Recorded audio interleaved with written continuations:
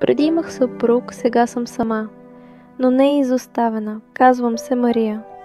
Бях щастлива жена, майка на 2 деца. Един ден телефонът звънна и светът ми се срина. Той загина внезапно, останах с 2 малки ръчички, които ме държаха, докато аз се разпадах. Господи, помогни ми! И тогава в сърцето ми прозвуча тих глас. Бог казва: когато хората са тъжни, аз идвам да ги утеша. Когато са слаби, идвам да им помогна. Когато са изгубени, аз им давам посока. Когато плачат, аз изтривам сълзите им. Плаках не от болка, а защото за първи път от години усетих, че не съм сама. Днес отново вярвам в живота, в утрешния ден, в надеждата. Бог не върна съпруга ми, но ми върна вярата и силата.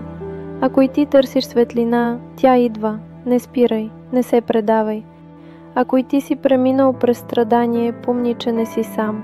Бог вижда, чува и помни. Утрешният ден носи надежда, ти все още имаш стойност.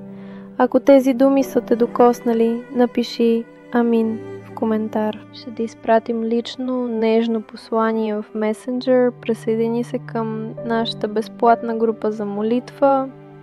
Доктор по богословие ще се моли специално за теб. Сподели тази история.